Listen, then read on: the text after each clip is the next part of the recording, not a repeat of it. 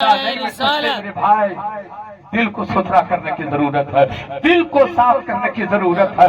इंसान को अंदर से अच्छा होना चाहिए। हम 50,000 दे करके अच्छे लिबास पहन करके समाज के सामने अच्छा तो बन सकते हैं। कोई गरीब आया नहीं दिया उसको, कभी कुछ, कभी जरूरतमंद आया कभी नहीं दिया, लेकिन दरवाजे पे 10 आदमी बैठा हुआ था। एक सवाली आया भीख मांगने के लिए, कहा अल्लाह के नाम पे 10 रुपये दे दो। तो उसने क्या किया, 10 रुपया नहीं दिया, 100 रुपया दे दिया। 10 लोगों ने देखा ना भाई, हजरत इसी को मक्कारी कहते हैं। अल्लाह की रजा के लिए देना होता तो जो अकेले में आया था उसे भी दे देता। अंदर से अच्छा बनिए, अंदर से अच्छा बनिए। अल्लाह का बंदा जो होता है वो अंदर से अच्छा होता है, अंदर से अच्छा बनना चाहिए। कोई अच्छा ना कहे ना कहे, उससे क्या गरज है। हमें गरज ये है कि हमारा रब हमें अच्छा कहे, हमारा परवरदिगार हमें अच्छा कहे, हमारा पालनहार हमें अच्छा कहे। मोहतरम दोस्तों और बुजुर्गों, आपकी अगर इजाजत हो तो एक बात मैं आपको सुनाता हूँ, तवज्जो है। सुभान अल्लाह, सुभान अल्लाह। खासकर मैं अपने नौजवान दोस्तों से कहूंगा, नौजवान दोस्तों, थोड़ा सा इनकलाब आपके अंदर आना चाहिए, थोड़ी सी तब्दीली आपके अंदर आनी चाहिए। आखिरकार हमें मरना तो है, आखिरकार हमें कब्र की मंजिल से गुजरना तो है, हश्र के मैदान में पहुंचना तो है, हिसाबो किताब से गुजरना तो है। आखिर डर क्यों नहीं लगता है रब का, अल्लाह का डर क्यों नहीं लगता है। हजरात, हम ये सोचते हैं, नौजवान लोग शायद ये सोचते हैं, 2 मिनट आपका वक्त ले रहा हूँ, नौजवान लोग शायद ये सोचते हैं हमारी उम्र तो अभी 18 साल की है, हमारी उम्र तो अभी 20 साल की है, हमारी उम्र तो अभी 25 साल की है, हमारी उम्र तो अभी 30 साल की है। अभी तो गुनाह करने का वक्त है, अभी तो आवारगी का वक्त है, अभी तो खेलने कूदने का वक्त है, अभी तो खता करने का वक्त है। अभी वक्त नहीं आया है। जब हमारी उम्र 35-40 साल को पहुंच जाएगी ना, तब हम मस्जिद जाएंगे ना, तब हम कुरान की तिलावत करेंगे ना। 35 साल उम्र होगी तब इसका इंतजार करने वाले नौजवान सुने, मेरे आका की जिंदगी को जरा देखो तो बात समझ में आ जाएगी। शायद इन नौजवानों को इस बात का एहसास नहीं है कि हमारी जिंदगी किस कदर अनमोल है, हमारी जवानी कितनी कीमती है, हमारी जवानी की अहमियत क्या है। अपनी जवानी की अहमियत हमारे जवानों को अब तक नहीं समझ में आई है, अब तक इसे अपनी जवानी की कदर मालूम नहीं हो सकी है। अगर इन्हें कदर मालूम हो कि जवानी क्या अनमोल चीज होती है, तो फिर अपनी जवानी की कदर करेंगे, ये जवानी को महफूज कर लेंगे। मेरे दोस्तों, जरा गौर से मेरी बातों को सुनिएगा। आकाए कायनात जनाब मोहम्मद रसूलुल्लाह सल्लल्लाहु तआला अलैहि वसल्लम के अपने साहब को देखो। हजरत अब्दुर्रहमान बिन औफ ने जब कलमा पढ़ा था तो 40 साल की उम्र नहीं थे, बल्कि 25 साल की उम्र थी जब अब्दुर्रहमान बिन औफ ने कलमा पढ़ा था। साद इब्न वक़ास ने जब कलमा पढ़ा था, उम्र उस वक्त उनकी 21 साल की थी। हजरत मुआज़ बिन जबल ने जब कलमा पढ़ा था, उस वक्त उनकी उम्र 16 साल की थी। हजरत उमर ने जब कलमा पढ़ा था, उस वक्त उनकी उम्र 27 साल की थी। हजरत अली ने जब कलमा पढ़ा था, उस वक्त उनकी उम्र 10 साल की थी। मुआज़ बिन जबल ने कलमा पढ़ा था, उम्र 16 साल की थी, उम्र 16 साल की थी। मुआज़ बिन जबल के चेहरे पर अभी दाढ़ी के बाल भी नहीं आए थे। मेरे आका ने यमन का गवर्नर बनाकर उन्हें हाकिम बना करके भेज दिया। सवाल करो आका की बारगाह में, या रसूल अल्लाह, ये 16 साल का नौजवान है, ये 16 साल का बच्चा है, आपने हाकिम बना के इसे भेजा है। अभी तो इसे कोई तजर्बा भी नहीं है, अभी तो कोई होश भी नहीं है, अभी तो इसे शऊर भी नहीं है। ये हाकिम बन के हुक्मरानी कैसे करेगा, ये फैसला कैसे लेगा, ये हुकूमत कैसे करेगा। मेरे आका जवाब रात फरमाएंगे, तुम इंतजार कर रहे हो, 40 साल की उम्र होगी जब हम दीन के काम में लगेंगे। नहीं जवानों, तेरी जवानी की कदर ये है कि दीन के काम में लग जाओ। शऊर अल्लाह अता फरमा देगा, अक्ल अल्लाह अता फरमा देगा, सूझ अल्लाह अता। वाह सुभान अल्लाह, सुभान अल्लाह, बहुत खूब। जवानों, कदर करो, अपनी जवानी की कदर करो। आप अपनी जवानी की कदर करो। आपकी जवानी सबको प्यारी लगती है, सबको अच्छी लगती है जवानी।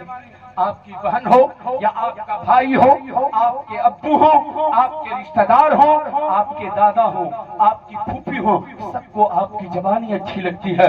आपकी बहन को आपकी जवानी अच्छी लगती है, आपकी बीवी को आपकी जवानी अच्छी लगती है, आपके अब्बू को आपकी जवानी अच्छी लगती है, आपकी अम्मी को आपकी जवानी अच्छी लगती है, आपकी दादी को آپ کی جوانی اچھی لگتی ہے، میرے جملے پہ غور کیجئے گا، جہاں آپ کی دادی کو، آپ کی بھابھی کو، آپ کی بہن کو، آپ کی ماں کو آپ کی جوانی اچھی لگتی ہے، وہیں سجدے کو بھی آپ کی جوانی اچھی لگتی ہے، وہیں قرآن کی تلاوت کو بھی آپ کی جوانی واہ سبحان اللہ سبحان بہت خوب کس قدر انمول ہے آپ کی جوانی، آپ نے قدر نہیں کیا۔ یہی صحیح وقت ہے کہ ہم اللہ کی رضا حاصل کر لیں۔ بڑھاپے میں تو سب مسجد نہیں جائے گا تو جائے گا کہاں؟ جائے گا کہاں؟ کمال تو یہ ہے کہ جوانی میں کوئی مسجد جائے، یہ کمال ہے، یہ کمال ہے۔ میرے دوستوں اور بزرگوں غور سے سنیے گا، اندر سے اچھا بننے کی ضرورت ہے، اندر سے اچھا بن کے دکھائیے۔ جو اندر سے اچھا ہوتا ہے وہی اللہ کی بارگاہ میں محبوب بھی ہوا کرتا ہے، مقبول بھی ہوا کرتا ہے۔ آپ کی توجہ ہو تو 5 سے 7 منٹ کی تھوڑی سی گفتگو کروں میں جانتا ہوں ہم لوگ ایسی گفتگو سننے کے عادی ہو چکے ہیں کہ ہم جیسے مولوی کی گفتگو پسند نہیں آئے گی آپ کو، مگر میں ناانصافی اپنے قوم کے ساتھ کبھی نہیں کرتا۔ وہ غدار ہے جو آپ کا وقت برباد کرتا ہے، وہ دھوکہ دیتا ہے آپ کو جو آپ کا وقت برباد کرتا ہے، لطیفے سنا کر چلا جاتا ہے، آپ کو بہلا کر چلا جاتا ہے۔ سچا دوست آپ کا وہ ہے جو آپ کو دین کی راہ پہ لگانے کی کوشش کرتا ہے۔ حضرات، اسلامی سلطنت کا ایک بادشاہ ہے، حضرت بولے کہ نہیں بولے؟ بولے اسلامی سلطنت کا ایک بادشاہ ہے، سبحان اللہ، سبحان بڑا ادبی بادشاہ ہے، مزاج بڑا خوشگوار ہے، اسلامی ذہن، مذہبی ذہن، دن کے حصے میں وہ بادشاہ، غور سے سنیے گا، بادشاہ دن کے حصے میں جو دنیا کے لوگوں کی ضرورتیں ہوتی ان کی ضرورتوں کو پوری کرتا۔ کہاں فوج بھیجنا ہے، کہاں کس کو حاکم بنا کے بھیجنا ہے، کہاں کس کو وزیر بنا کے بھیجنا ہے، کتنی فوج کس جنگ میں بھیجنا ہے، دن میں یہ کام کرتے، اور جب رات آتی نا تو نکلتے اپنے کٹیا سے اور اپنے لوگوں کی خبر گلی گلی میں گھوم گھوم کے لیتے۔ کوئی اپنے بستر پہ رو تو نہیں رہا ہے، کوئی بھوکا تو نہیں سو رہا ہے، کسی بیوہ کی آہیں تو نہیں نکل رہی ہیں، کوئی یتیم فریاد تو نہیں کر رہا ہے، کوئی غربت میں مارا جا تو نہیں رہا ہے۔ خبر لینے کے لیے وہ بادشاہ وقت نکلا ہے، دن کے اجالے میں اپنی ضرورت کے کام کیا کرتے، رات کی تاریکی میں اپنا لباس، اپنا حلیہ بدل دیتے۔ جو ایک بادشاہ کا مخصوص لباس ہوتا ہے اس لباس کو اتار کر ایک فقیر کا لباس پہن لیتے، بالوں کو الجھا لیتے، تاکہ اگر اتفاق سے کوئی دیکھ بھی لے تو یہ نہ پہچان سکے کہ بادشاہ رات میں بھی ڈیوٹی کر رہا ہے، پہچان نہ سکے آخر وہ بادشاہ ایسا کیوں کر رہا ہے۔ مجھ کو کوئی اچھا کہے نہ کہے، میرا رب اچھا کہے، میرا پروردگار اچھا کہے، اندر سے انسان کو اچھا ہونا چاہیے۔ بادشاہ خبر لینے کے لیے نکلا ہے، چلتے چلتے گھومتے گھومتے رات کی تاریکی میں ایک چوراہے پر بادشاہ پہنچ جاتے ہیں۔ جب چوراہے پر پہنچتے ہیں تو کیا دیکھتے ہیں؟ ایک بھیڑ لگی ہوئی ہے، ایک مجمع لگا ہوا ہے، ایک میلہ لگا ہوا ہے۔ آپ آگے بڑھتے ہیں، لوگوں سے دریافت کرتے ہیں، اتنی رات میں میاں تم لوگ یہاں اتنی بھیڑ کیسی لگی ہے، اتنے لوگ یہاں کیسے جمع ہیں، کیا معاملہ ہے، آخر کیا کر رہے ہو تم لوگ، کیا کر رہے ہو تم لوگ؟ لوگوں نے بتایا دیکھیے نا اس کا انتقال ہو گیا ہے، اسی کو دیکھ رہے ہیں، اسی کو دیکھ رہے ہیں۔ بادشاہ کو کوئی نہ پہچان پایا کہ یہ بادشاہ ہے، لباس بھی بدل لیا تھا، فقیر نما لباس تھا، چہرہ بدل لیا تھا، بالوں کو الجھا لیا تھا، نہ سمجھ سکا کوئی کہ بادشاہ وقت ہمارے پاس ہے۔ عام آدمی کی طرف پہنچے تھے، کہا دیکھیے نا مر گیا ہے یہ۔ بادشاہ نے کہا کہ مر گیا تو تم لوگ پہچانتے ہو اس کو، تم لوگ پہچانتے ہو؟ کہا ہاں پہچانتے ہیں۔ کہا جب پہچانتے ہو تو اس کے گھر کیوں نہیں پہنچا دیتے ہو اسے؟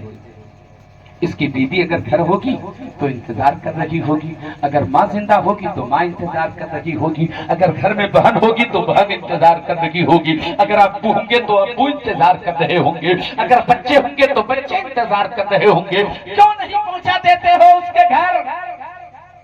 جتنے لوگ وہاں جمع تھے، بھیڑ تھی، سب نے کہا اس کو घर पहुंचाएंगे।